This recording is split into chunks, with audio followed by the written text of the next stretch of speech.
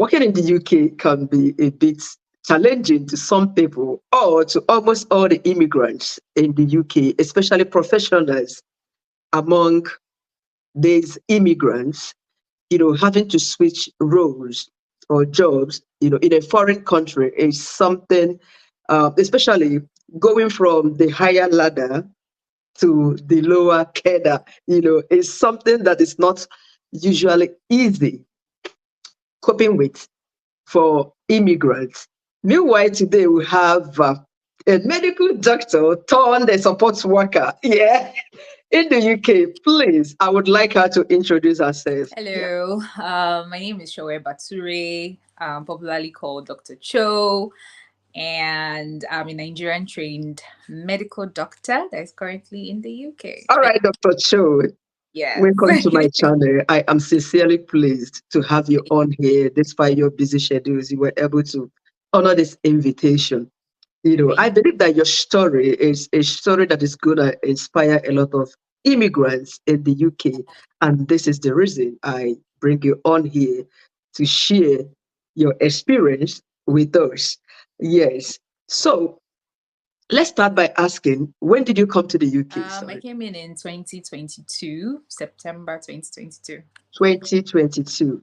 Okay. Did you do PLAB in Nigeria, or you just came straight as a doctor or as a support worker? Okay, so the story is a bit everywhere. Yeah. um, Back in Nigeria, yeah, I had already started the journey to come into the UK as a doctor, which is through the PLAB exams. I Okay. already did my IELTS and then I took the PLAB one. Okay. However, I came to the UK with a student visa. So I came in for my master's in public health. And that was how I ended up in the UK. Wow, Masters in Public Health. Yes. Um, that's a 2 years program, isn't it? For my university, it was 1 year. And you actually get to decide. You can decide to do 1 year or 2 years. So I chose 1 year. Okay, you didn't do PLAB in Nigeria, or did you? I did PLAB 1. Yeah. Mm. You know, there are two parts to the exam, Yes. PLAB 1 and PLAB 2. You can Okay. take PLAB 1 anywhere you are in the world. Anywhere in the world, yeah. So it was easy for me to take it back then in Nigeria. But PLAB 2 can only be done in the UK. So I had to still be in the UK to take the exam. So I just decided that instead of waiting back home in Nigeria, trying to look for money and stuff like that, why not just come to the UK? And honestly, I was at a point in my career where I felt like I did not want to practice medicine anymore. So I just said, let me do a master's so that in case tomorrow I decide that I want to lecture or do something not in the hospital, I have something Yeah. to fall back on. So that was why I decided to go ahead with it. I actually wanted to do something tech related. I wanted to do biotech, but sadly I didn't get admission for that. So I just went to the public health. Okay. So, starting to work in the UK as a support worker, did you look for other alternative outside of becoming a support worker, a carer? Well, honestly, What the really option informed the choice of going that angle? You know. yeah, the options were a bit limited because I was a student, one, Okay. and as a student, you can only work 20 hours. Oh Now, yeah. even if I had written my PLAB 2, I've gotten my license and everything, there's no hospital that is going to employ you full time for 20 hours. Hmm. Unless you are going to be working for an agency or something like that. That's the first hiccup. However, I had not even taken my PLAB 2 at the time. So I needed something to sustain myself to survive. So I started looking for jobs when I got in. I looked for a job for almost 3 months. I didn't get anything. And that was because I was more interested in hospital related jobs. So I was more Okay. skewed towards hospital things, trying to see if I would get something in the NHS.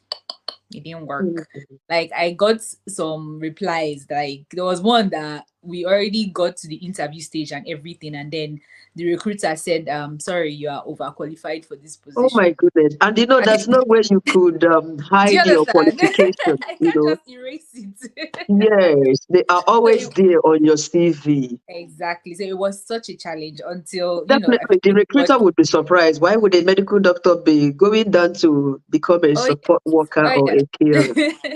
That I would be think the only shocking. people that were glad to even employ me at that point were domiciliary care, but Okay. I didn't have a car, and I was like, going from one house Good to to the other know. would not benefit me if I'm not mobile. So I turned down a lot of dom care offers because I was like, I'm not up to it. But they were happy to take me because you know the way dom care is now. They are happy to have Yes. someone that has knowledge of medicine and stuff like Yes. that. So they were really forthcoming, but I really did not want to do that because I was not mobile and it didn't seem beneficial at the point in time. So when Okay. I got the support work, I was like, okay, this one is steady. I really got the opportunity to even negotiate with the company and tell them that, oh, I can only work 20 hours. I even chose the days I wanted to work and stuff like that. Mm, And they were open to allowing me work extra when, mm. I'm on holiday.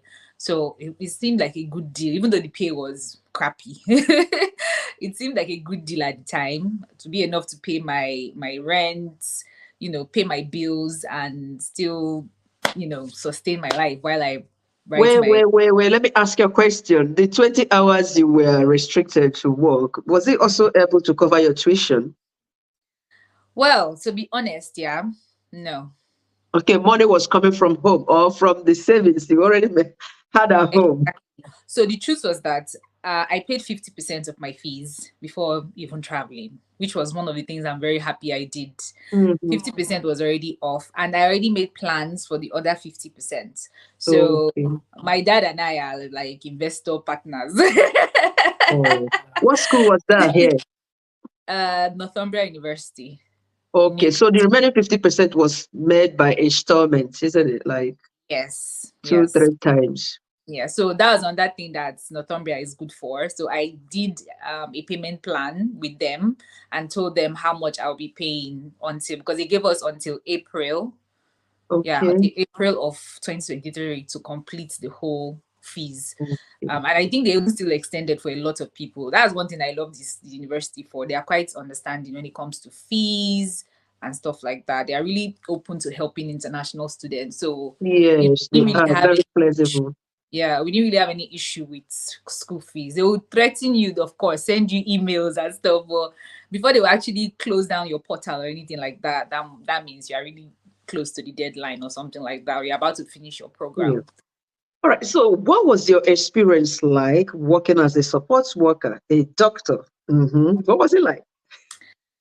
To be honest, yeah, it was really challenging in so many aspects. So for starters, I was already working in Nigeria as a Oh, doctor.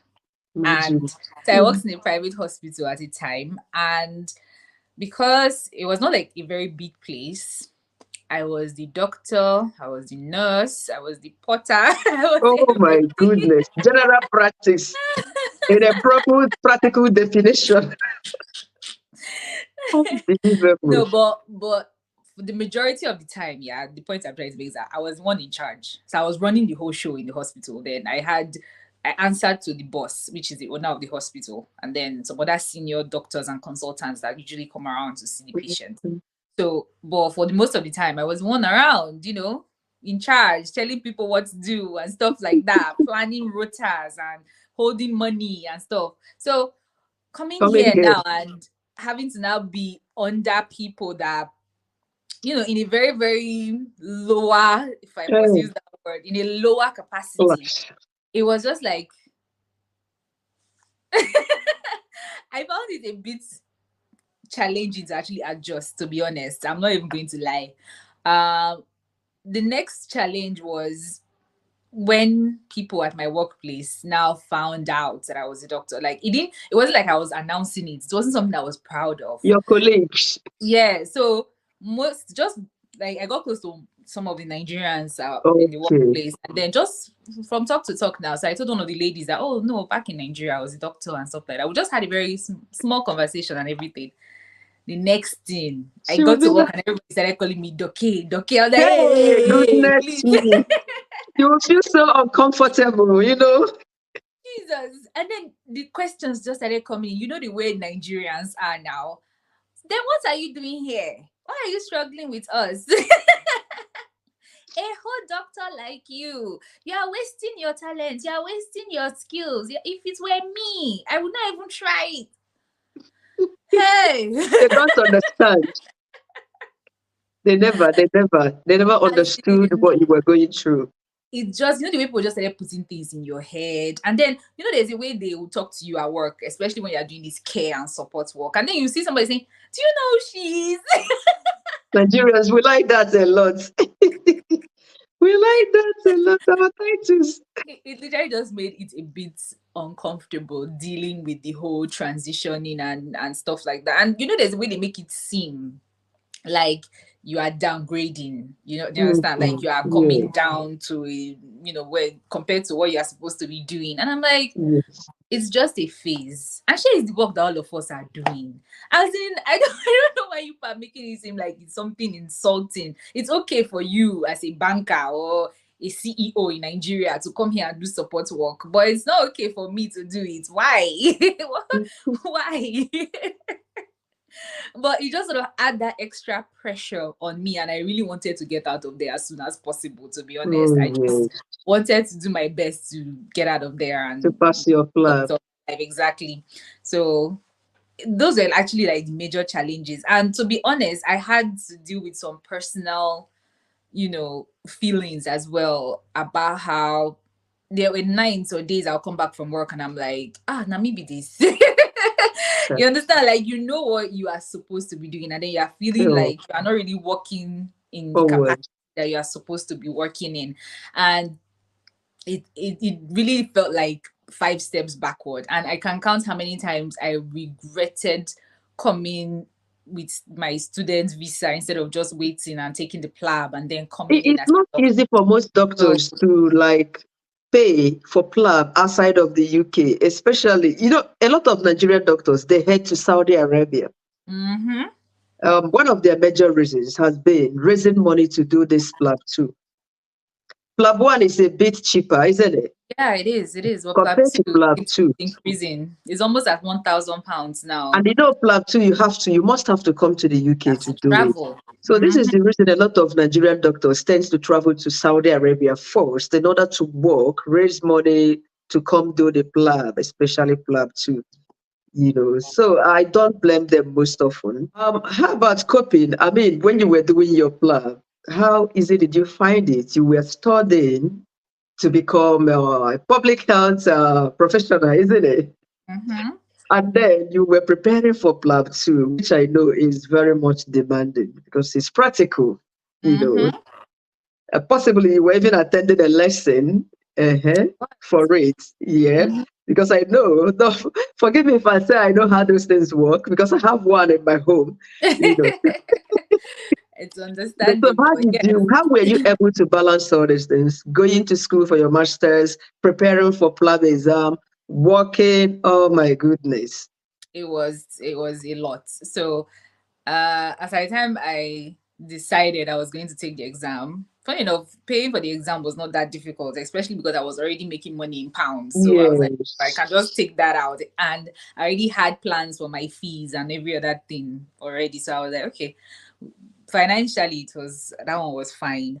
But the real challenge was now the studying. Because that semester I had 5 courses, and I was going to school from Monday to Friday. Oh my God, is that Yeah, difficult? yeah. It was like And the it first was semester just a was year not that bad. program. Hmm. Yes, I think that's why they just clumped everything together. Um, the first semester was not that bad because I we were going to school like twice. We had 3 lectures, but one was online, so it was very easy. I was like, oh, I can do this. Seems easy enough. But the second semester, that was, I think we started it in January. It was really, really difficult. So, and that was when I did my academy. So what I did was after we did our December break, I used December to work extra hours to make more money, of course. Okay. Then I paid and booked for my exam for April. Then I paid for an academy, which was like almost £430 or something like that. So I did the academy ending of January/February, but I still had to be going to school. So there were days that like I'll be on headphones like this. I was in lecture. You were able to do all this in 1 year, or did you apply for post-study work visa? No, 1 year. Oh, God did. You're such a strong lady, to be honest. And you I was passed not. your club. I Oh was doing God. everything at the same time. So classes Monday to Friday.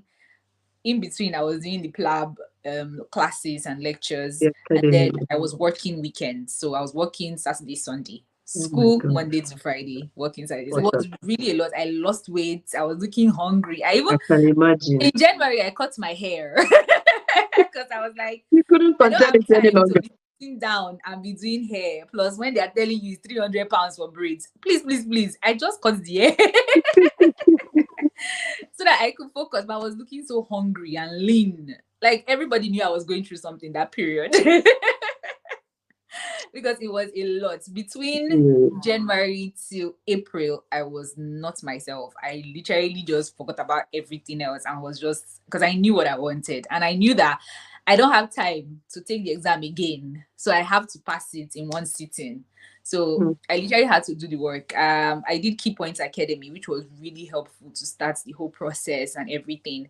And I did mock online as well. Then I had to travel to Manchester to take the exam. So I stayed in Okay, you did Manchester in for Manchester. almost 2 weeks. Yeah. So I took time off work as well. That was like the first time I applied for leave from work. And then I missed all the classes of those 2 weeks. It was so sad. Because after the exam, I now had to play catch up. So I now started reading like my proper coursework for the next 2, 3 weeks. I didn't even no break. I just Wow. continued, started reading and reading and reading to Wow. catch up. You're such a hard working lady, to be honest. You know. It wasn't easy, honestly, and I didn't think I was even doing enough. To be honest, I felt like, oh, more it would be so bad to lose on both ends because you're not giving anyone your full attention. No one really Yeah. got 100%. My plan preparation was lacking.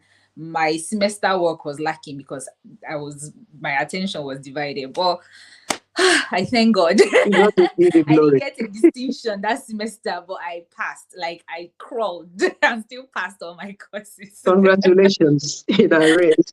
Thank you. So what advice do you have to offer to professionals coming down to UK? Some of them join maybe their spouse, yeah, as dependents, and on getting here, some have been like 2 months, 3 months without any form of job, no sort of income, and they kept choosing, looking for something higher as this. Yeah. What do you have to say to people like that, considering your past experience? Honestly, it's not easy to apply for, a job that seem lower than, what you are used to. Like I said, it took me a while to actually just decide that, oh, more if I continue at this rate in this UK, I'm going to suffer. So I had to like literally swallow my pride and ego and say, I'm going to settle for whatever it is I get. Do you understand? So I think it's one thing we do need to come to terms with. We need to come to terms with the fact that you might have to do something that you may consider a lower job, Yeah, but it's really not, to be honest. Is here I don't think there's anybody that they any job that they see as undignified, so to speak. sure, sure. Every job is something that they do with pride. You used to see I always cleaners, say that. staff, they do their job joyfully and wholeheartedly. Like nobody looks down on anybody here, which is something I really like. So we need to drop that our Nigerian African Titles mentality. do not count here, to be honest. Exactly, that mentality of, oh, I'm downgrading, oh, it's something low, a whole me. What will people say? We need to drop all those Nobody is things looking because at you here. Nobody nobody's looking at cares. you here. Nobody Nobody wants to cares. know what you are. You know. Nobody Yeah. cares. So do the job that you have to do to get by, no matter what the job is. That's what I would say. And focus on what you are trying to achieve. If you know that you still want to practice medicine, you are trying to take your exams, focus on those things. The fact that you need a job now to survive does not suddenly mean that you are never going to work as a doctor in the UK again. That's not Yeah. true. Also an evidence of that, because right now I'm not doing support work anymore now. Oh, I like I'm working that. as a doctor in the When NHS. did you You start understand? practicing as a doctor in the NHS? So I graduated. I finished my course in September. So when I passed my exam, in May. Oh, you passed before you graduated? Oh yes. Wonderful. So I took my PLAB 2 in April. The results came out in May, which was like I was so ecstatic because I think all my results came out at the same time. My PLAB results, my results for that semester. I was so Yeah. happy that everything turned out fine. And then I got my GMC registration and license to practice in June. Wow. So I started applying for jobs like immediately I passed the exam. So in May, I started applying. And the unfortunately kept rolling in. I Unfortunately. know. Is it because But of no experience? I just kept going. Exactly, because of no experience. So I found other means around it, tried doing a lot of courses online. I even wanted to do a clinical attachment, which is like a program where you go to an Yeah, NHS and I attach to a see. consultant and do a few weeks there, which they say used to help. Well, as God will have it, I got a job before my clinical attachment started. Oh, oh, imagine. So I was really, really happy about that. So I got the job sometime in September, October, I think. And then I started working in November, even before my graduation. So Wonderful. I had to Wonderful. take What excuse to department do work you work? to go and graduate. What department do you work in? A&E. I work in Oh the my A&E. God, such a busy place. Very, very busy. How are But you it seems finding like it? it's the easiest place to get jobs these days. How are you finding it there? It's really stressful, but it's interesting. The variety of cases and everything. It's been an Mhm. experience. Yeah, Well done. it's doable, honestly. I feel no matter I was actually very reluctant to talk about this whole topic at a point because I was like, Nigerians, I know what people will say. And trust me, I've gotten the negative comments. There are so You many. You know, can check my TikTok page, you see them. I've checked. I really commend your courage to share all them stuff, Honestly, you know. like I'm like, but there are so many people in this exact same position. Yes. You believe it or not, there are so many people, and I'm hoping that I'm able to encourage as many as I can to Exactly see that why I there is hope. invited you. But There is hope at the end of the tunnel. Like the light is shining, it's there. At this point, it might look bleak, and you might feel like, oh, more, I'm never going to get out of this situation. I regret leaving Nigeria. I would have just stayed there, managing my doctor work quietly. But trust me, it gets better. Honestly, it does. all right, thank you very much, Dr. Chu. Is that right again? No, you got I it. sincerely appreciate your time. I hope that your story, your experience working as a support worker and studying in the UK, your club and all them stuff is able to inspire somebody there to keep moving. Yes, this is the main reason of bringing you over to share your story. A lot of people, they have gone through this, but they shy away from using that to encourage others. I really admire your courage. Yes, you are an inspiration to so many others watching us right now. Thank you Thank once again for coming on board. Thank you. So I actually talk about Plab a lot, about the whole process. I've talked about how to come with student visa. I've talked about the Plab routes. I even talked about like the masters as well. And then working as a support worker. So Yes. I'm open to answering any questions about how to, even if you want to come directly as a doctor, I have an idea how the route works. So I'm more than happy to answer any questions that anyone Great has. addiction. I saw all that on your TikTok page. I forgot. And she also has a YouTube channel by the name. Showe Battery. We'll leave it in the Okay. description. Yes. So you can visit her. Also check her out on TikTok. I think it has underscore. Can you say your TikTok name, please? Yeah, underscore Dr. Cho. So it's just the name that you're seeing on the screen. Just they are Good. together. An underscore in front. Good. All right. Thank you once again for coming. I Thank sincerely you. appreciate your time. Thank you for having me. All right. Bye. But we're Bye. not going yet.